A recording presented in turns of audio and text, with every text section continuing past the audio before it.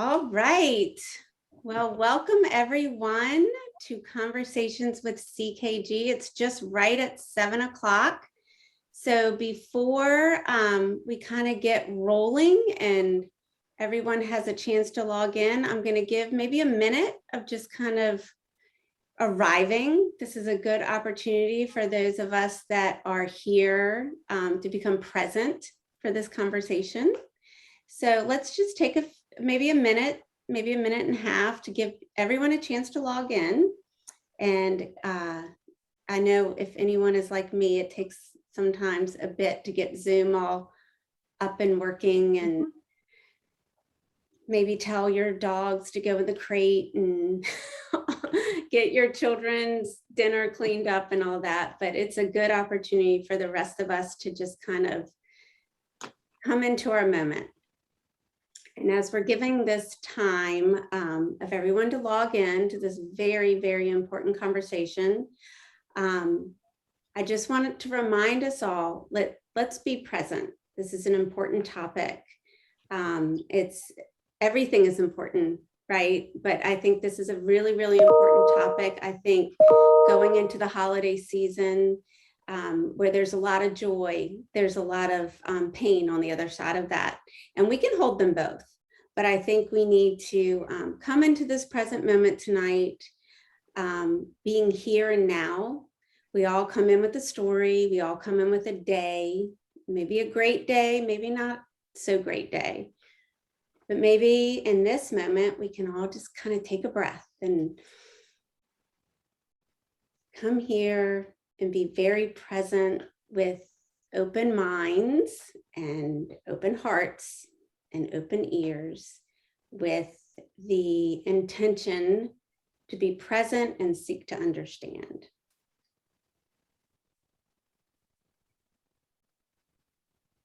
So now we are here. It is 7:02, and I know we're going to have a lot to talk about. I'm excited to be here tonight with you.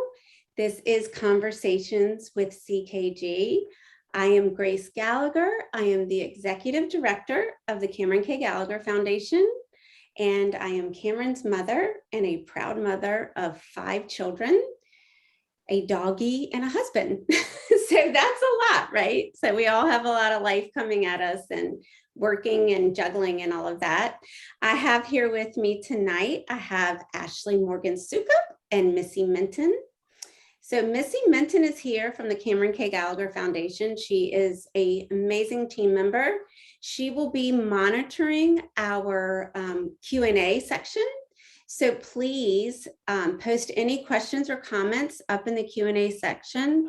We will do our best to get to all of the questions. If there are any we do not get to in our post-meeting email, we will send out links and answers to those questions. So especially with this topic, I'm asking our audience to be a little bit patient as we make sure we thoughtfully answer those questions that we may not get to. But we will capture all of them. We will try our best to get to all of them. And if we don't, just know that your question is important, your comment is important, and we will do all we can to get to them, and we will respond later. And sitting right across from me is Ashley Morgan Soukup, who I've had the pleasure of knowing forever and ever and ever and ever. And I have just loved watching Ashley grow into the beautiful and amazing, talented therapist she is. So I am going to read you a little bit about Ashley so you all know who is with us tonight and that the dynamite talent that we have here. So Ashley is a licensed marriage and family therapist. She received her MA in clinical counseling psychology with a concentration in marriage and family therapy from LaSalle University. She works with children, adolescents, and adults, specializing in post-traumatic stress disorder, trauma, marital concerns, anxiety, depression, attention deficit, hyperactivity disorder, substance abuse, and behavioral concerns. And I could keep going on and on and on about her amazing, beautiful bio. But one of the things I know about Ashley, and I have heard in the community, is that she takes a very whole picture approach And as we say at CKG, it does take a village. And whatever your village looks like, we have to all come together and be a part of the solution for a healthy lifestyle. And that is 100% what Ashley's approach is to all the help and all the service she gives others. So thank you so much for being here. Thank you for being an amazing supporter and expert here that we can always call on at CKG. And I'm grateful. And I know our audience is grateful, and you have so much to give. So we're going to dive right on into this really, really, really important topic, self-harm and suicide. So I'm just going to go ahead and say one of the things I'm super proud of at CKG is that we talk about the things that people like to whisper in corners. And one of the things out there, and Ashley will know this, if you name it, you can tame it, right? And so we are going to name this. There is a real crisis with self-harm. There is a real crisis with suicide ideation. There is a real crisis with too many children losing their lives to suicide. And we are going to talk about it because change begins with a conversation, and knowledge is power. So I wanted to share with you, and this is not a scare tactic. I think this is facts and reality, and we have to acknowledge it. According to the National Institute of Mental Health, suicide is the second leading cause of death for ages 10 to 24 in the United States.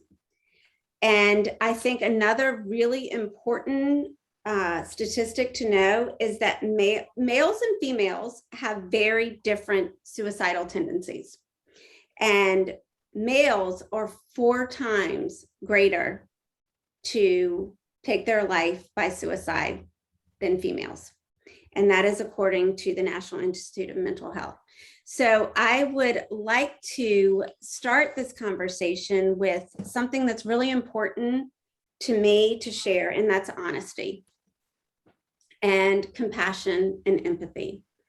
And one of the things, I'm sure there are a lot of parents out there sitting out there and listening and want to learn. Maybe there's fear, maybe there's life experience, but I'm going to share with you a quick story about life experience, because as parents, we tend to have a lot of negative self-talk, a lot of judgment on ourselves, and it's all out of a place of wanting to give and provide for our children. But with that comes a lot of shame. And if you are in the clinical world, you know how much shame can be a detriment to your mental and emotional health, and to your physical health. And I have had and continue to have my fair share of shame. And I share this story because I want to break down the walls and I want to break down the barriers of talking about this so that we can all get through this together and get rid of this crisis. I had a parent call me. My daughter Cameron cut herself. And she tried to hide it.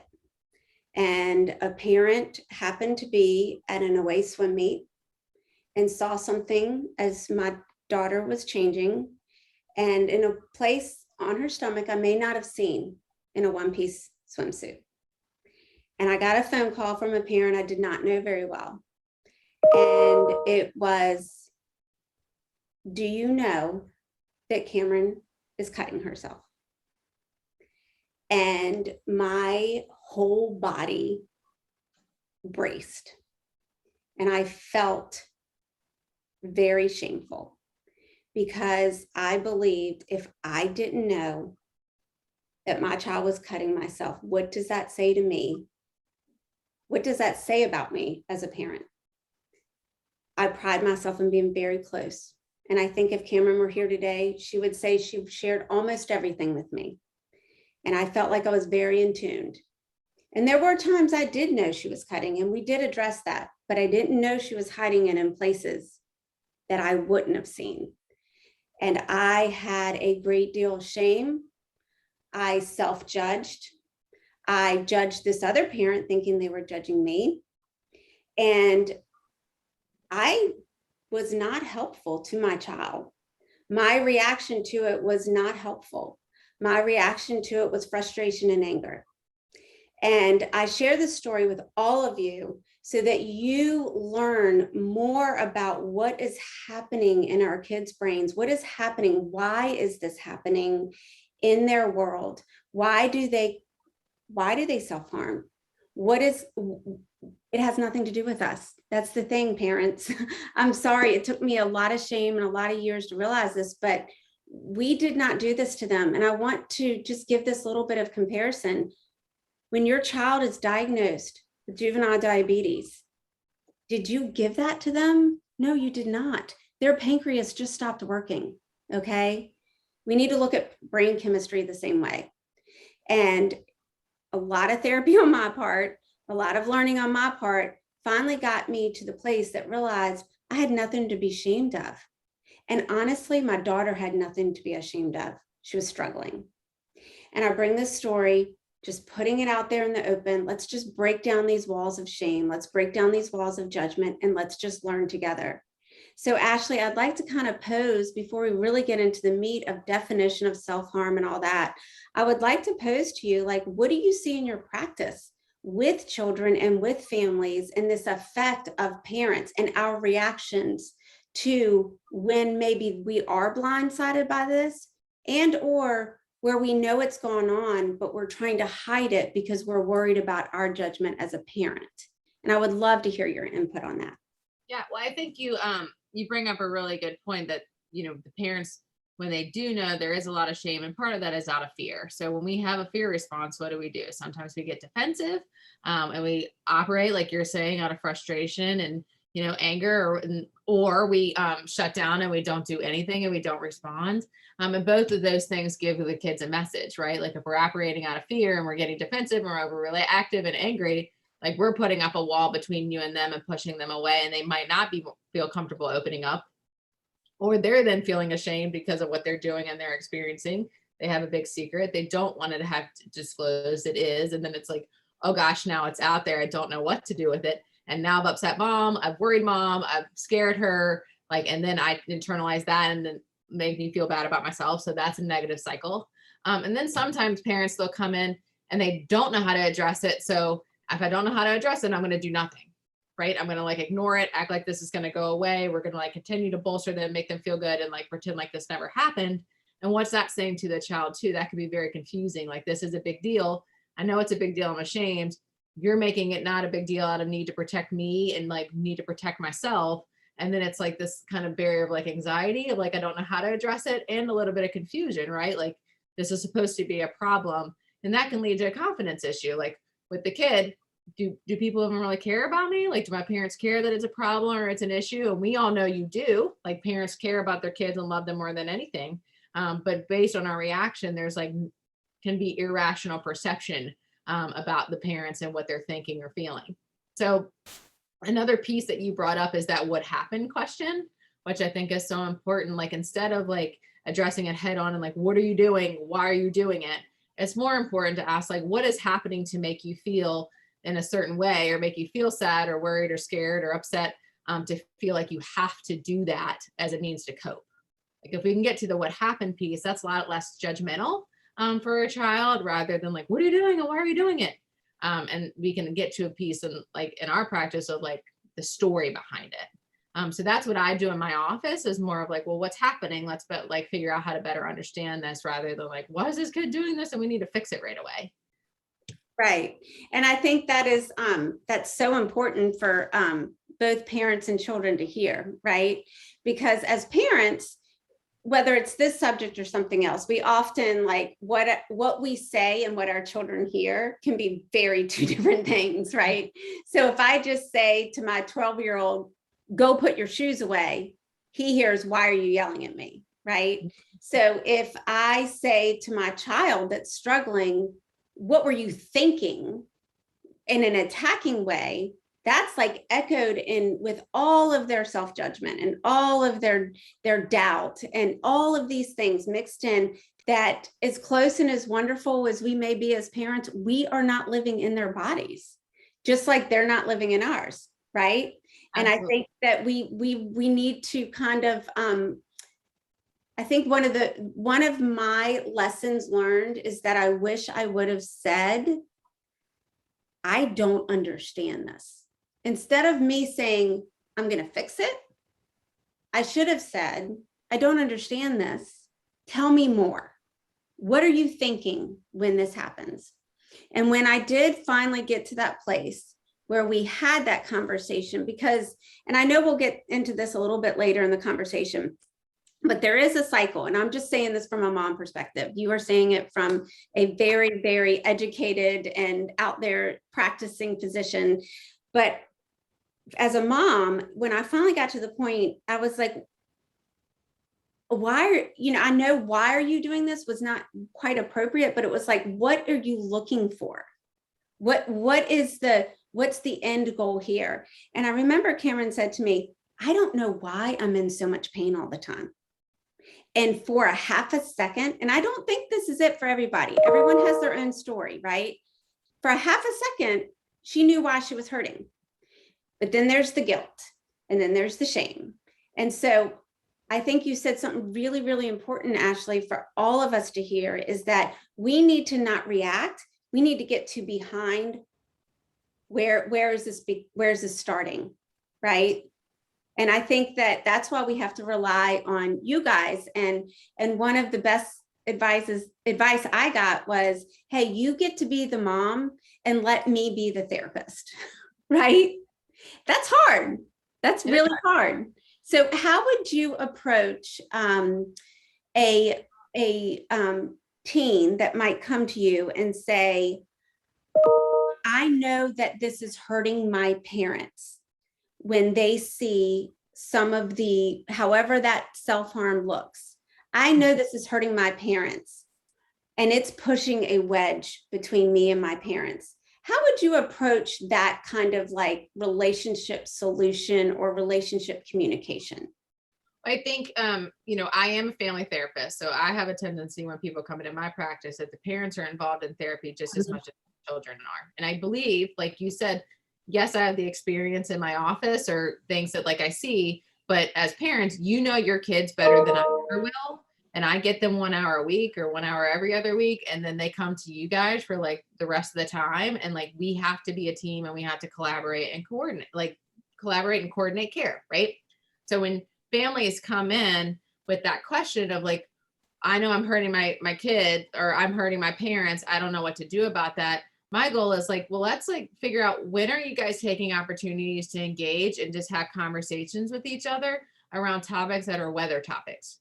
And I mean like things that are like, what you do at school today, what you listen to in the car on the way to school, like what do you get on your iPod? Well, I'm dating myself with the iPod, right? But all your things, what are you listening to? What are you doing? That kind of stuff. How was your day? And then because that breaks down that barrier of the shame and the guilt, right? It's like less about like what's happening for them and more about just like interaction and communication, and then creating opportunities around the times where we know that their intrusive thoughts are like more difficult. So like some kids, they really tend at night to ruminate and think about things a lot. And that's when they're sad or they're anxious and those thoughts at night come up. Well, that's the time when we want to increase engagement with the parents and really talk about those weather topics, because that breaks down the barrier and makes it easy. And then it's opportunity for them to feel safe and comfortable enough to just talk about things that are like hard for them or they're having a difficult time. So what we're doing with that is, peace with self-harm, it's a negative coping strategy, right? There's like an idea when we are cutting, we're like releasing the emotional pain in a physical way. So if I'm feeling something inside and I'm really hurting inside, and I might not even know why I'm hurting, like more often than not, kids are going to come in and say, what's happening? Like, where are we?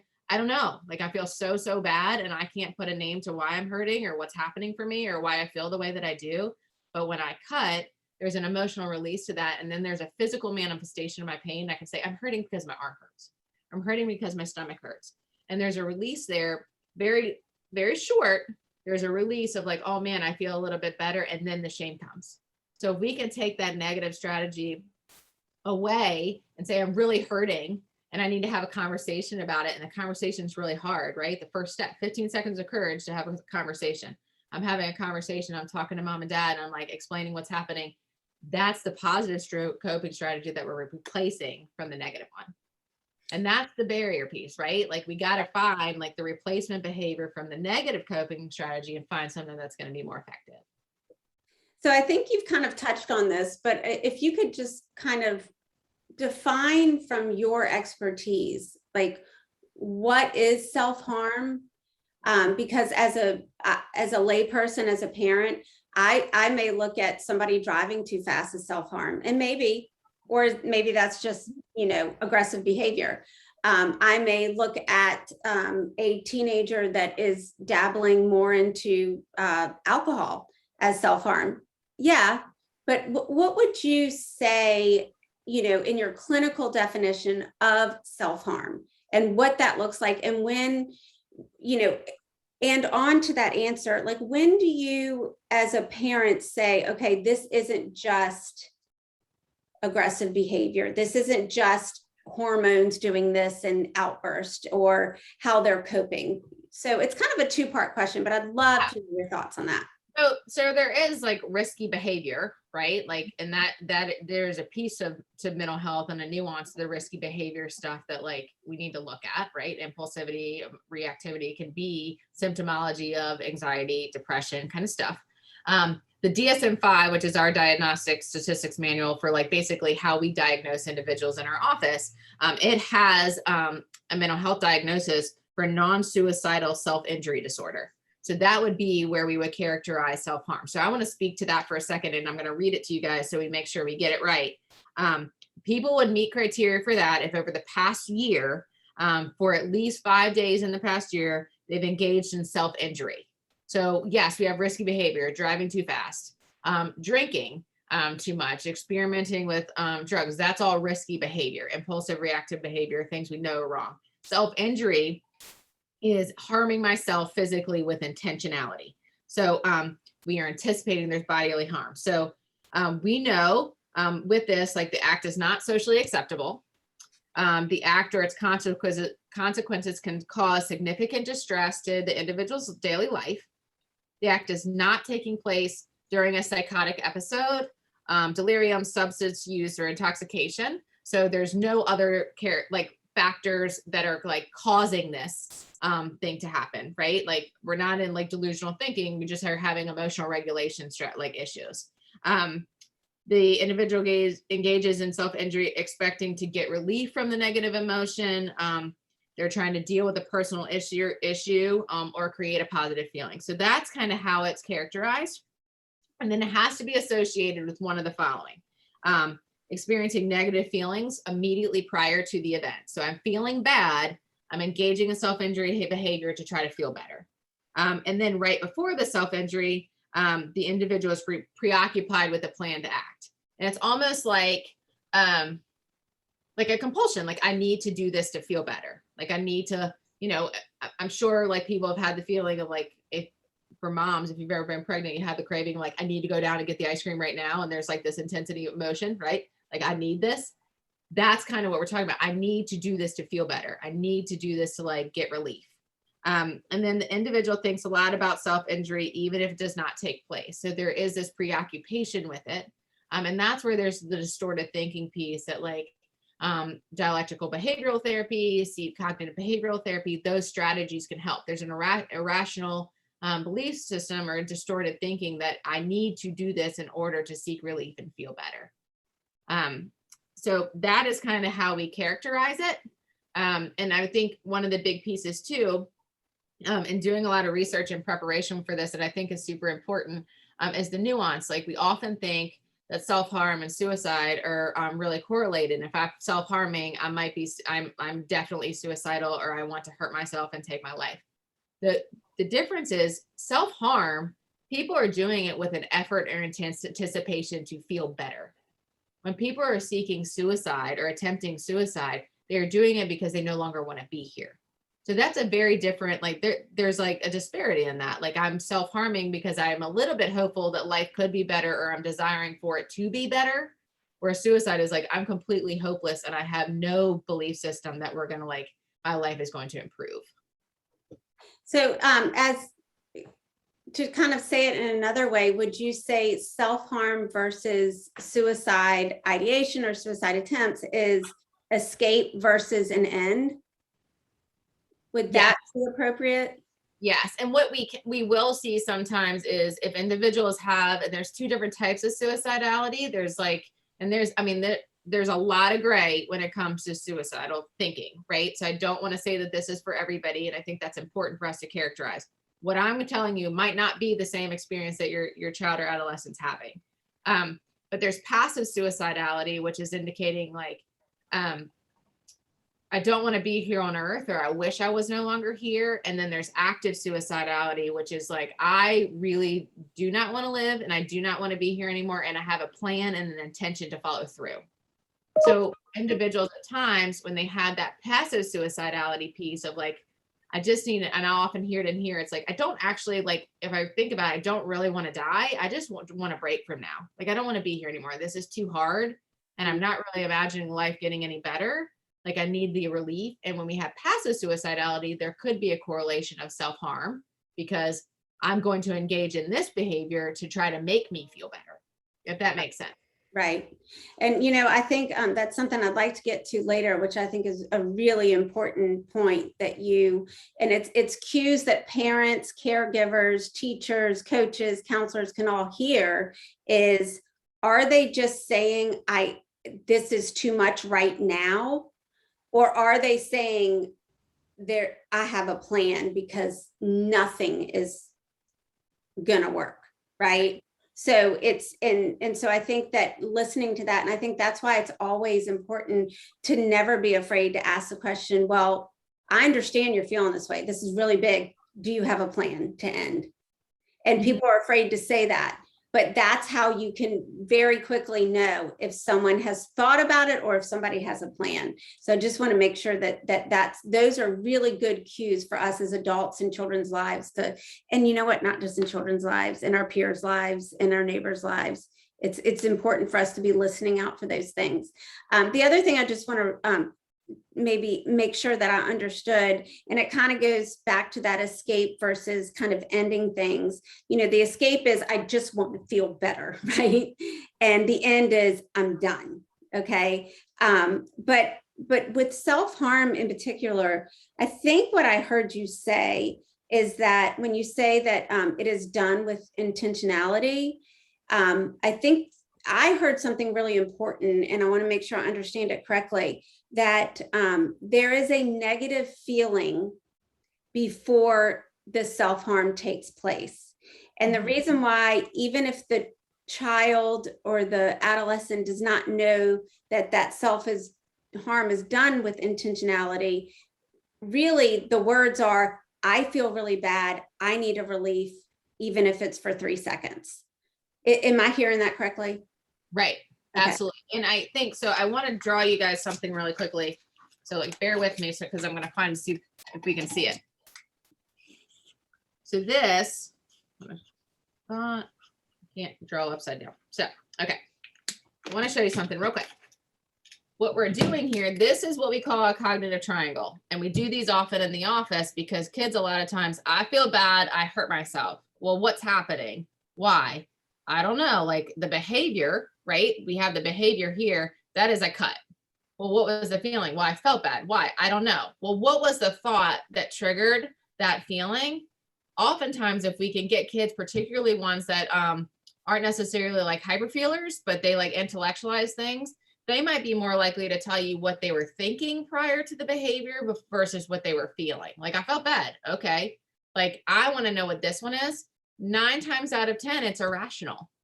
Like, I'm not good at school. I'm not good enough. People don't like me. I'm never going to be successful. I can't do it. People aren't proud of me. Like, whatever the messaging is, like, that's likely a misperception. And if we can change that thought and challenge that misperception, we will get to a place that they can see themselves in a positive way. And it's a lot easier to break that cycle of like, I feel bad, and then I'm going to self-harm. Wow, I am going to put that triangle on my refrigerator. I really am. Like, it's not just a great reminder as a parent, but for myself, right?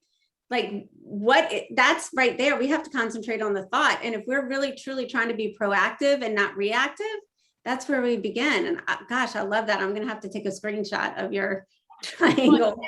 Too, like, if you boil it down with kids too, and they're coming in, and like, I'm not, self-harm is very serious. And like the first piece of it is like, we have to have a safety plan. Right. But then what? So we have a safety plan. They are still hurting. And we can't and sounds a little crazy, but it comes from my like training with substance abuse piece, like the addicted component. There is a little bit of compulsion of self-harm. So if like I've done it before, I'm more likely to like do it again. Or I had this thought that it's possibility and I can. When in substance abuse training, it's very difficult. We say, okay, I want you to maintain sobriety for 30 days. All right, well, like that's really, really hard for somebody who's addicted to drugs or alcohol, because like, what are they going to do in its place? Like they don't have any positive coping strategies. So I can say, I don't want you to self-harm, but what are we putting in what are we putting in place of it? So if we can get to a place of challenging that thought in a negative way and do it right away, all right, can you control it or can you not control it? I can't control it. I can't control what I'm thinking about. I can't control the negative thought, or I can control what's happening. If I can't control it, more often negative irrational beliefs, we have no control over what people think about us, at what they're doing around us. We can only control ourselves. So what are you going to do positively for yourself to make you feel better? And that's like safety plan number 1 is like protective, like physical safety. Safety plan in my book number 2 is like talk about the thoughts and the feelings and provide them with opportunities for support. And or as the bomb, not the one with all the letters, the MOM letters after, maybe safety plan number 1 is challenging the thought, and safety plan number 2 is the safety plan. And what I say that for is not that they're both way important, right? But isn't it great that the safety plan is okay, we've got this if we need it. We have this plan in the reactive crisis moment, but let's not get to that, right? Let's not get to the reactive crisis moment. Let's have safety plan number 1. How are we changing that thought? How are we, what's something really even simple and small? And I really am not trying to talk about myself, but I think storytelling is a great opportunity for learning. And just recently, sometimes when that thought is in your head and you are 13, 14 years old, you don't have a challenge to that thought because it's just there and it's so big in your world. And whether I think it's stupid or not doesn't matter. It's so big in your world. So when that thought comes in, what is your plan? Maybe your plan is, I am really looking forward to Thanksgiving. I am really looking forward to get my nails done. I am really looking forward to that cross-country meet. And even if you don't believe it, say it when the thought comes in. Right. Right. Absolutely. And then the next piece is support, because we need to bolster people around us, whether it's an adult, whether it's a kid. Now, what can I do as your support person or your loved one or your friend to help you get there? So you want to go, you want to get your nails done. You want to enjoy Thanksgiving. What can we do to help and make sure that you get there? And more often than not, people are going to say, I don't know, because they don't like to ask for help. But that's when you give the ideas, can I bring you a meal if it's a friend? Can I sit with you and we watch a show or watch a movie? Do you need, and people roll their eyes, but do you need a mental health day? Are you so overwhelmed and so stressed and struggling so much that you just need a day off and do nothing? I call them do nothing days in my office. Sit your jam and do nothing. Call it that, right? So this is what CKG is all about. Call it a mental health day. Don't call it I need rest. It is a mental health day. Our brains are beautiful, powerful, exceptional organs that need attention.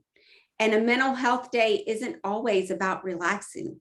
A mental health day is about putting in the work. And you need to get rid of the distractions in your life so that you can actually focus on that, just like you do when you're training for a marathon, when you are writing a dissertation, when you're putting in your applications for college. You have to get rid of those distractions so that's what you can focus on. So I implore the audience out there to call it a mental health day. It takes strength and bravery to call it that. And the more we do that, the more we normalize those words. So a little bit of a passionate soapbox there. Before we move on to a little bit with suicide ideation, because I think that's something that it can be very confusing, and all of this can be confusing, but I think we need to make sure we give that the appropriate time. I would love for you to talk a little bit about what should parents be looking out for if they're not sure whether their kids are self-harming or not.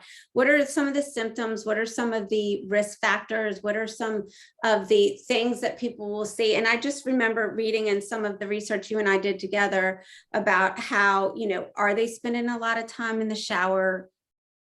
Not like the normal, like, I just really like a hot shower, right? But are they spending a lot of time in their bedroom with the door closed, with this closed, with that closed? I would love to hear a little bit more on things that not just parents, grandparents, babysitters, coaches, things like that, that we can all be like, just be a little more aware of.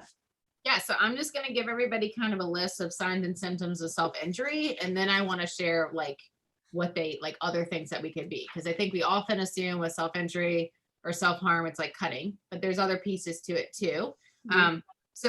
Signs and symptoms are scars, often in patterns. So somebody might have a tendency to cut in the same place, and they might be linear, like 3 in a row, that kind of thing. Fresh cuts, scrapes, bruises, bite marks, or other wounds. So sometimes kids will like scratch themselves a lot to make them bleed, or they'll like rub themselves with an eraser, so it's like a burn. Excessive rubbing, so keeping sharp objects on hand, like if you like randomly find like razors in their book bag, but they're going to school, like why am I bringing like a razor to shave my legs to school, that kind of thing. Wearing long sleeves or long pants even when it's hot out, and I think that's a testament and piece to the shame, like, right, like this is a personal thing and it's private, like I'm going to wear a long sleeve because I don't want people to know. Frequent reports of accidental injury, like, oh, the cat scratched me, or I fell down, and that kind of thing. And then other signs and symptoms, if we're having difficulties in interpersonal relationships, like we're having difficult time with friends and other family members, peers, we're kind of isolating when we tend not to do so typically. We have behavioral and emotional instability, and impulsivity, unpredictability. And then when kids are making statements of feeling helpless, hopeless, worthless. And I would also add in there, if they overwhelmingly say like, I'm stressed and overwhelmed, like constantly, and then they see part of these lists, like, let's just like, it's a red flag. If somebody's kids saying they're stressed out all the time, they're having a hard time, and we need to like figure out what to do to fix that. Forms of self-injury. So these are important. Cutting. So cuts or severe scratches. Sometimes they can even be superficial. So be mindful. And I think one of the big pieces that we hear often in our office is like, well, they scratched them, they cut themselves, but it was really superficial. Like maybe like they're just trying to get our attention. Well, they could be, but also like if you're cutting yourself, it hurts, whether it's superficial or not. And like there's a piece to this of like a lot of times kids are scared to like be hurt, but they're also needing the release. So like let's still take it seriously regardless of how superficial it might be. Scratching, like I was explaining, or rubbing, burning with lit matches or lighters, sharp objects, where they like will heat the knife or things, that kind of stuff. Carving words or symbols on your skin, self-hitting, like punching or head banging over and over, piercing of the skin with sharp objects, overwhelming piercing of their body parts that might look normal, but they do it on their own often, despite parents maybe saying like, we'd rather you go get to a tattoo parlor or a piercing person to get it done. And then inserting objects under their skin. So these are all kind of certain forms of self-injury. Those are signs and symptoms of self-injury. And I would just kind of challenge parents to be mindful of like, we're instilling a lot of anxiety and fear when we're talking about this, but like trust your gut that you know your child. So like if a kid is overwhelmingly like extroverted, typically like when they're in a good space, and then they're now isolating more, and like we're talking about the shower, and all of a sudden they need to go take showers all the time, and that's like completely out of character for them, and they have some of the like they're experiencing depression, or they're breaking up with their boyfriend or girlfriend, or they're like struggling with grades in school, they're having difficult stuff going on, like trauma pieces. Let's be mindful of the things that are happening and then the change, and that could be a sign. But if like they tend to like always take hot showers, and that's something that they do as a positive coping strategy, let's not make that a thing to worry about. I think those are also so amazing, like to just hear all of that information. And, you know, I think something important I heard, a takeaway I got as a parent was when you talked about, are they just trying to get attention? Well, maybe, but what I'm hearing is they are asking for attention. So don't focus on, are they just doing this for attention? It's what is the attention they need? What are they asking for? And I that was a big aha moment for me as a parent. So I really appreciate you saying that. That was awesome. Before we move on to suicide ideation, something that you spoke about offline with me and in our research is one of the questions we were going to ask you, and for the sake of time, we're not going to get into it, but was, 30 years ago, we didn't hear a lot about self-harm. And what happened to make it like such everyone's self-harming now, and it seems like the trend. And your answer was so wonderful because it was, well, I think we just weren't talking about it before and it was hidden. And I think we get caught up in fads and trends because it's an easy place as parents to say, oh, it's a phase, or it's this. And I think that's an important note you made in our kind of research, that maybe it was always there, right? When I remember, so I'm like doing this, I go, you have pointed things in your life that happen and like you don't realize that it was a thing until like you're doing something like this. And I remember I was probably like 8 or 9, and I was on a swim team, and it was the awards banquet. So we were all getting our trophies, everybody's kind of hugged up in the room, and it's so fun. And I remember looking back, and there was a boy on the swim team that was probably like 6 or 7 years older than me. And he had taken off like the bottom of the award, like the trophy where like they, you carve your name. Well, those are like metal pieces and they're sharp. And I look back and he was like cutting lines into his arm. And I was like 8 or 9. And I remember going, well, that's weird. And I'm a little uncomfortable. Like, I feel like you should be getting in trouble. And just like, no one else seems to be like noticing. And now being 35 and doing what I'm doing, like, wow, that kid was cutting. Like, right. Oh my gosh. But because like people didn't talk about it, and that wasn't really stuff that was like, like people were, I think, were even aware of was a thing. And it was so taboo, like we didn't know. Right. So, and that's why we're having this conversation today, right? And that's why everybody here is learning something, and that there is no shame and there is no judgment. If you have strep throat, you're going to have a headache and a stomach ache. Do we judge that? No, we don't. So when somebody is self-harming, that's a symptom of something that we need to pay attention to. And we all are going to just forge in that path instead of with judgment and all that stuff that we carry with us, because we are human. But we're going to remind ourselves of that. So let's go ahead, because we don't have but about, 18 or so minutes left. And I think this is really important. And I think we need to start with a definition of what is suicide ideation.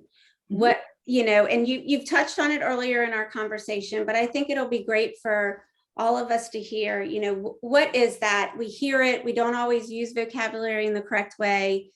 Tell me, as a therapist, a family and marriage therapist, what is suicide ideation?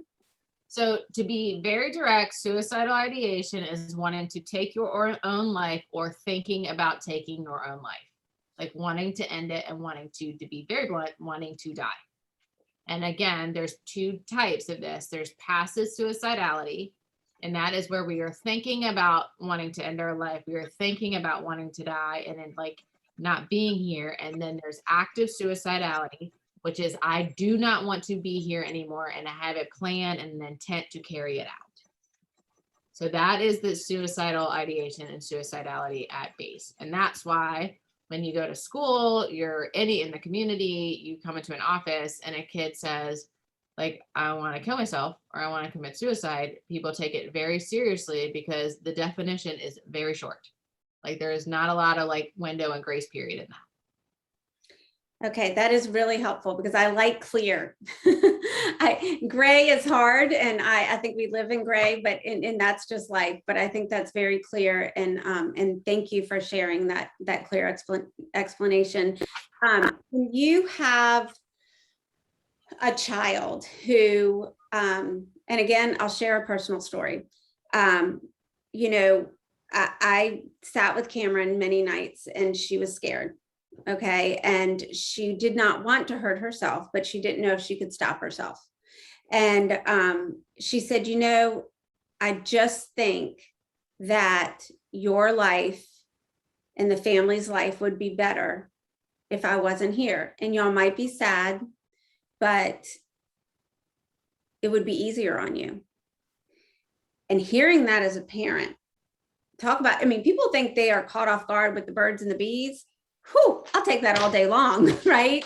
You know, hearing that as a parent to say, and not make it about you, you know, like I wanted to make it like, what have I done that they don't, my child doesn't know their worth on this earth, doesn't know the worth they give to me, to their peers, to, you know, all of this, what have I done?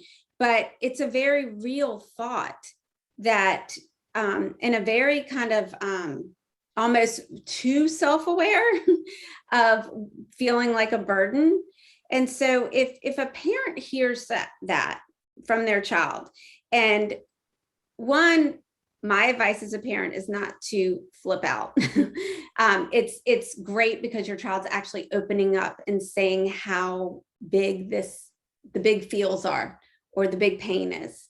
And that's, and your reaction to it is so important to keep those lines of communication open.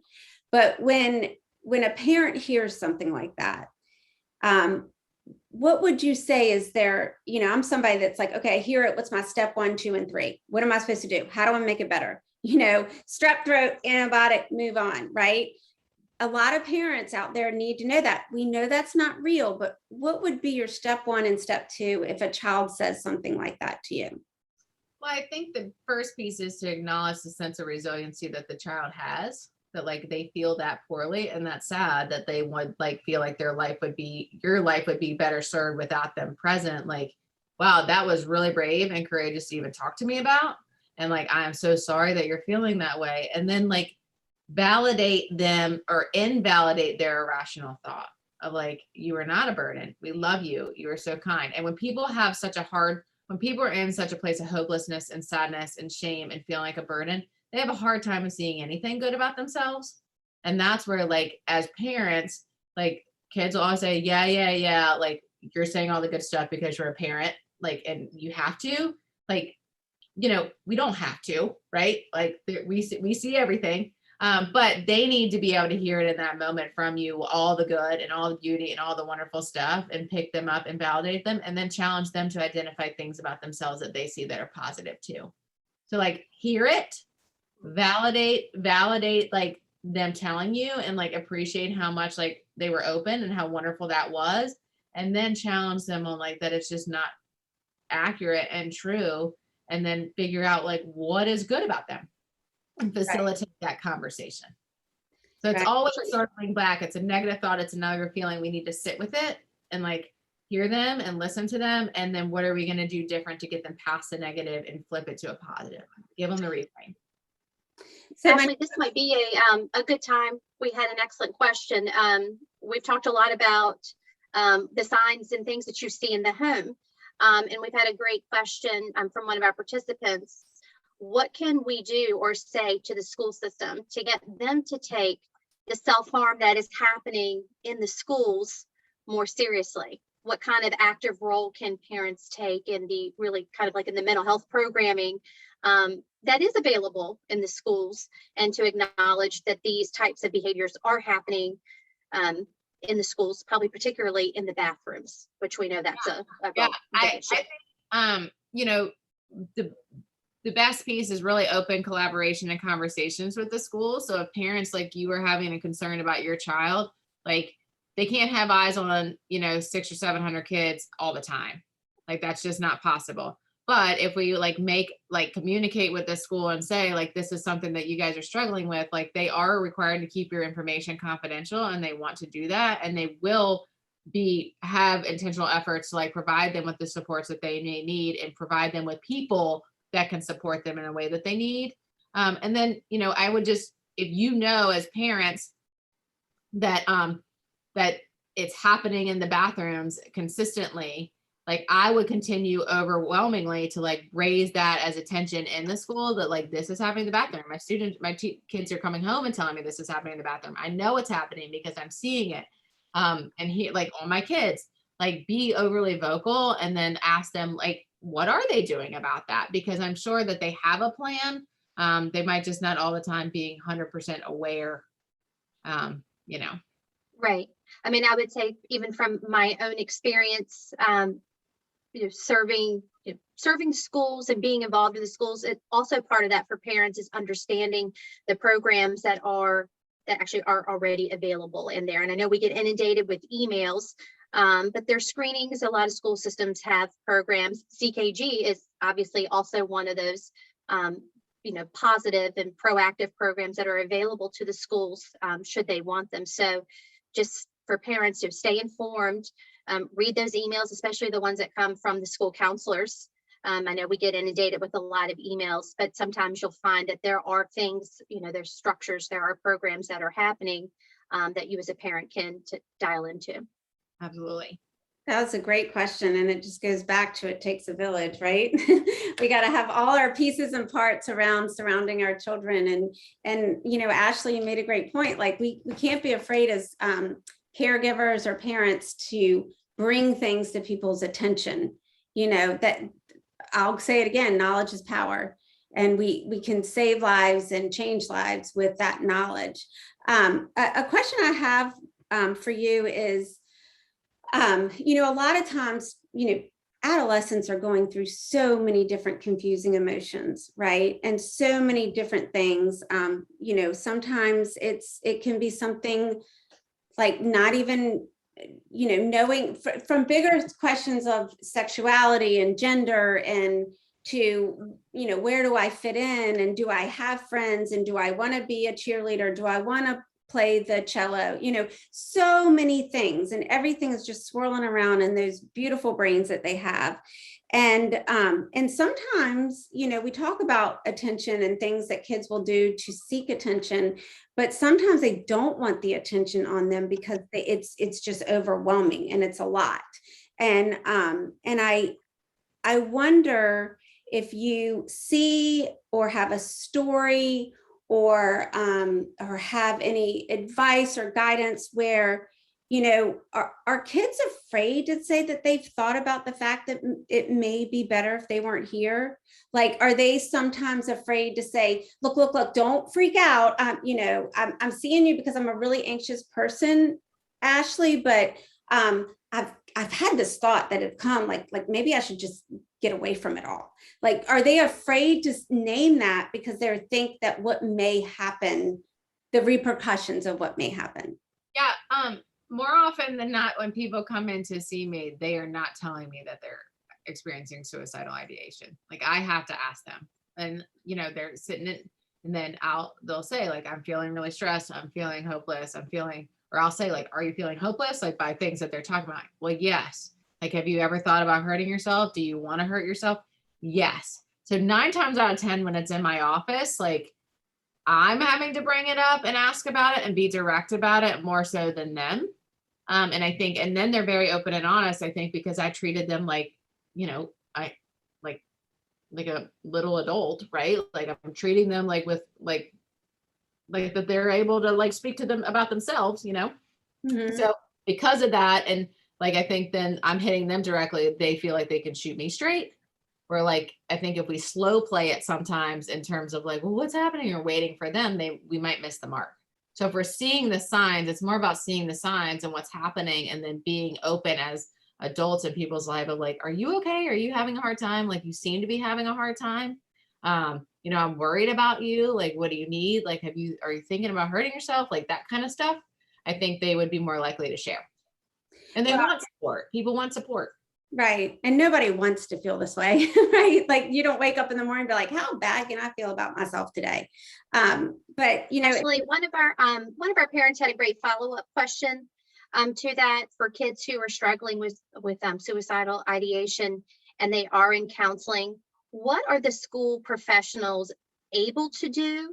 Like maybe even kind of what's the line there if a child comes to them and says, I'm having irrational thoughts? Professionally, what are they kind of required to do? What are school counselors really equipped with, specifically probably in the social emotional learning, aspect of it to assist students? Well, I think the good news is that like socially we are much more aware that this is an issue, and I think we're much more equipped to talk about it. In school districts, particularly around here that I've worked with, are very well equipped and well trained on managing suicide and suicidal ideation, and they have they have a lot of assessments that they do throughout the school year to ensure safety. They talk about signs of suicide as a program that's provided, and when a kid comes to them and says, I'm having irrational thoughts, they are very equipped to be able to have a conversation with them about it, come up with a plan. If at any point they feel like there is a harm to physical safety, like their physical safety of themselves, that's when they have to refer. And, I'm frankly in the same boat. Like if a kid comes in and they're telling me that they're suicidal and like, I don't know them super well, right? I can't like judge it. It's not my job to like take a guess on somebody's life of whether they're going to act on it or not. Like that's where then we have to refer to an inpatient piece, to an emergency room for a full assessment and like determine physical safety. There's a piece of that that's like part of that comes with like a full suicide assessment, goes through like, is this passive suicidality? Like, do I just not want to be here versus active suicidality? Like, do you have a plan? Like if a kid has a true plan and they're really wanting to harm themselves, that's when we have to consider what do we do to make sure that they have safety, and we have to escalate it. Or if there's passive suicidality at my office, we don't necessarily need to do that. Like we come up with safety, like is there 24-hour supervision at home? Are parents equipped to provide them with support and nurturing and care and make sure that there's adequate supervision? At schools, like it's a little bit different because when they're during the school day and they're saying I'm having an irrational thought and I might want to hurt myself, they are not equipped with 1,200 kids in the school to send them back to class and trust that they're not going to act on it. So they have to like utilize their kids' supports, which is they have to call the parent, they have to tell them what's going on, they have to make sure that they have supervision and support, that kind of thing. Okay, that's great information, because it can become a little muddy on what we're all supposed to do. And that we have about 3 minutes left. And so the way I'd like to finish up with this very, very important conversation is, Ashley, if you had 1 to 2 myths about suicide or suicidal ideation that you wanted to clear up right now for our audience, what would that 1 or 2 myths be? And share with us the truth. I think the big one is that kids saying they're suicidal or wanting to hurt themselves is an attention-seeking behavior. And I hear that way too much. And unfortunately, it makes me very sad. I don't think kids want to hurt themselves to seek attention. They might act out in negative behaviors, but they don't want to like kill themselves as an attention-seeking mechanism. I think that's when, like, if that's even a thought in their head, that's telling me that they're having a really hard time, whether like we see it or not. And if it's going on, we need to address it appropriately and accordingly.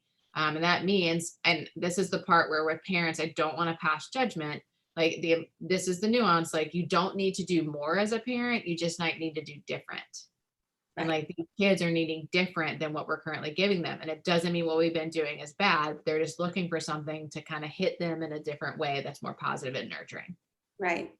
I would say from my life experience and from my parental kind of perspective, is a myth I would like to say is that asking about, do you have a plan or are you having suicidal thoughts? Asking them does not put the idea in their head. You can't put the idea in their head. The idea is already there. Asking them is inviting them to an open and honest conversation because you care. And that's something I think is important. Right. And having an open dialogue and conversation with children, like, and again, it's development. Like we don't want to tell like a 4-year-old about suicide, right? But like as they grow up in their development, they're going to hear about things in the community that are going on and things that are happening, and people are talking at school way earlier than about stuff like this, way earlier than I think like, kids should know about death and dying and suicide, right? But it's happening. So the more you can have a conversation as a parent with your child about this stuff, like the more we're breaking down the barrier of shame if they're having a hard time. Like they're more likely to come to you if like you've already brought it up as an open dialogue.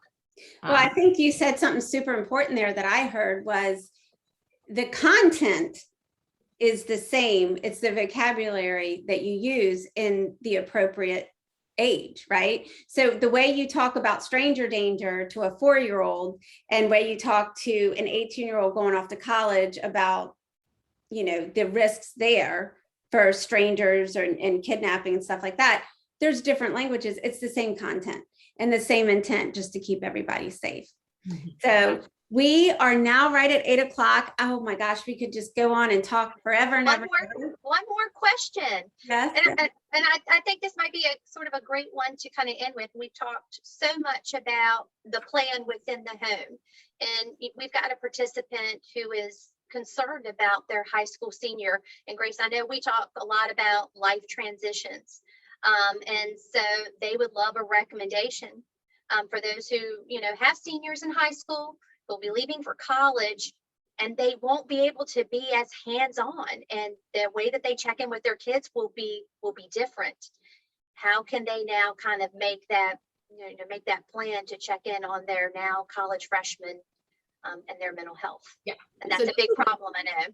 Yeah, this is a 2-part question. So if the kid is actively experiencing self-harm, actively struggling with mental health concerns and having a hard time, as much as we want as parents and loved ones and caregivers to see them take the next step in a linear fashion that like society has kind of dictated that we do, like they graduate, they go off to college, they do the trade, they get a job, it might not be what they need right now.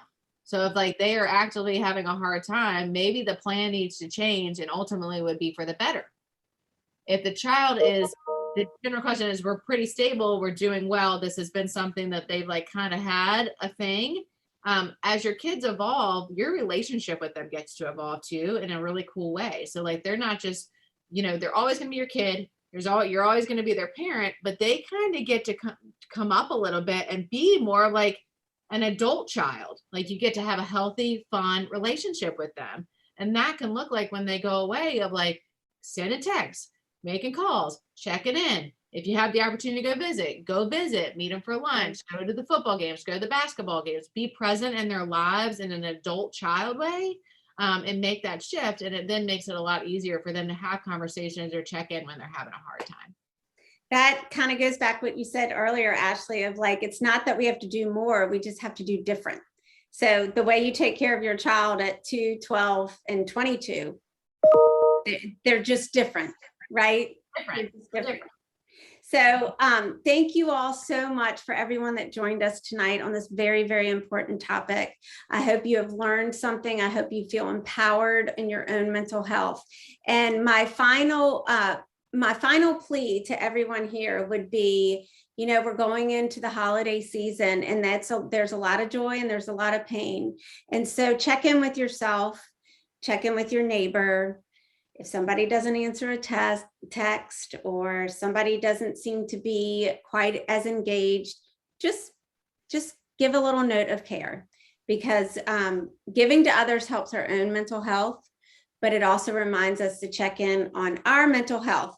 And I hope every adult and every child out there has 2 to 3 people in their lives that they know on speed dial on their phone they can reach out to at any point in time of crisis. Ashley, thank you so much for your total wisdom and all your talents and all you give to so many people out there in the world. Thank you for all you give to CKG and this audience. Missy, thank you for fielding all the questions.